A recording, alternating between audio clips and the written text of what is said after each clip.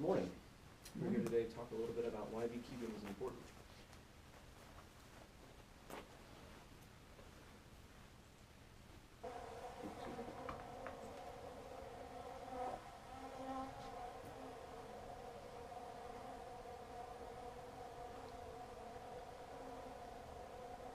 It is commonly said that 1 in 3 bites of food on your plate is produced by the work of a honeybee.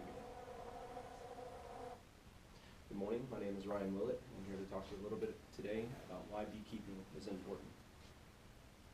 During a deployment in 2009, while watching some Armed Forces Network TV, I saw a documentary on the life of a honeybee, and the narrator discussed the intricate communication skills that bees have about how they discuss the health of the hive, the health of the queen, the location of food up to 3 miles away from the hive, and different tasks that need to be completed inside the hive, all done through the work of pheromones.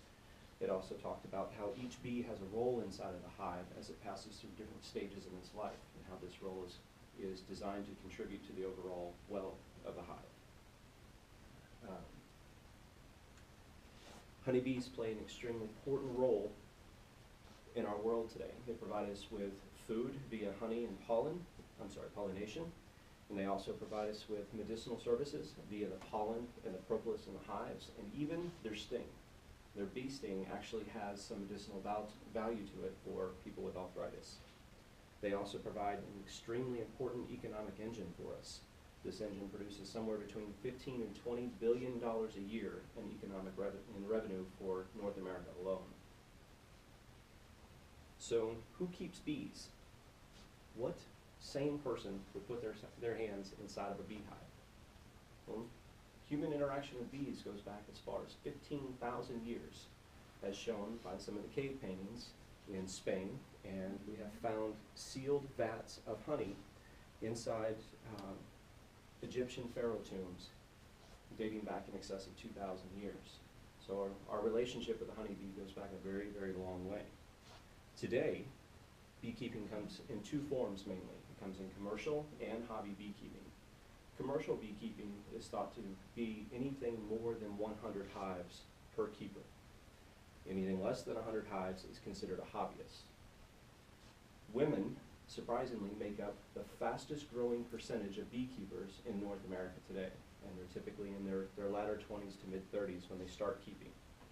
Traditionally, this role was held by men, mainly because men were the farmers, and farmers needed the bees for pollination of their crops.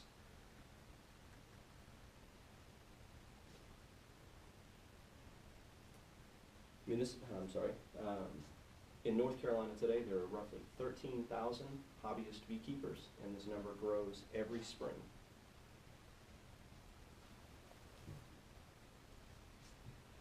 Surprisingly, municipalities are very widely accepting of beekeepers keeping hives inside the city limits.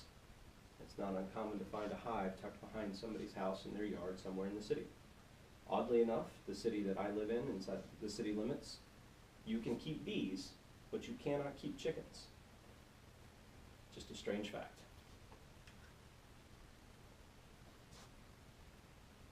Fear of bees, I believe, has contributed to a misunderstanding of what a honeybee is, has contributed to the fear of bees.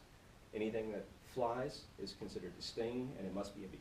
That's not entirely true. As you can see by the demonstration, there are different types of flying insects. There are wasps, there are hornets, and bees. Wasps and hornets have a hard exoskeleton, and their wings are typically as long as their body. Honeybees and bumblebees have extremely short wings and have furry, soft bodies. A honeybee will only sting to protect itself or the hive. Wasps and hornets sting to attack, to kill, because they are carnivorous in nature. They'll eat pretty much anything, but meat is one of their primary diets, so they sting to kill. That is the main difference. I'd like to take a minute to explain some of the products that bees produce for us.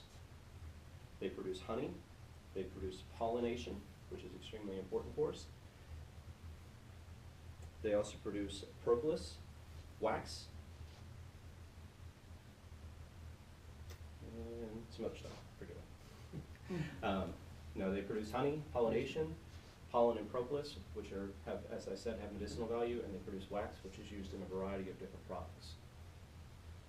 These items, where are we at here?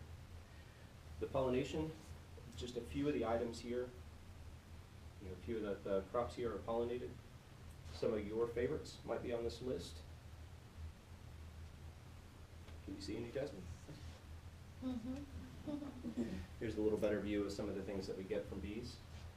You see the pollination, the act of pollination in the upper right. You can see honey being extracted in the upper left, and then propolis and pollen being gathered in the bottom, and of course wax.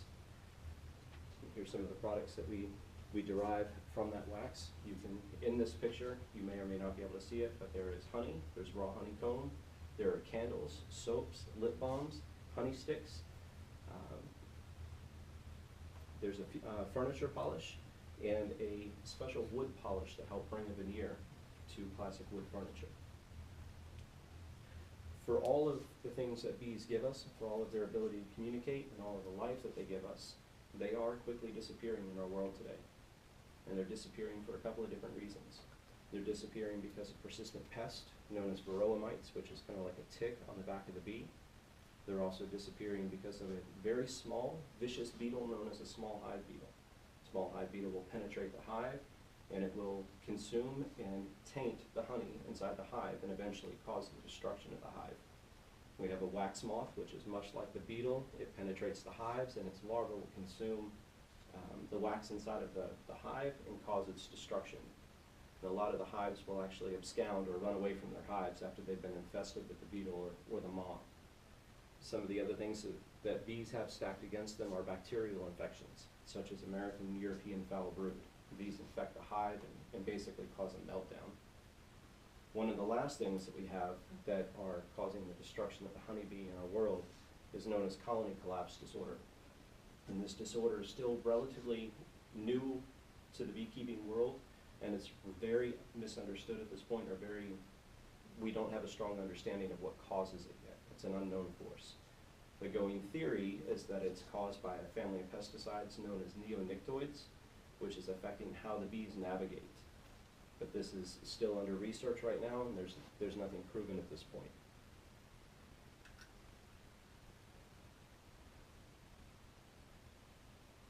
Honeybees give us many wonderful things, and they take fantastic care of us as the human race, and they provide a wonderful economic engine. And without them, many of our crops today would disappear. Without hobbyist beekeepers keeping colonies strong and healthy, many of the things that you like to eat today will disappear. And this is why it's important to keep them. I'd like to thank you for your time today, and have a good morning. Thank you.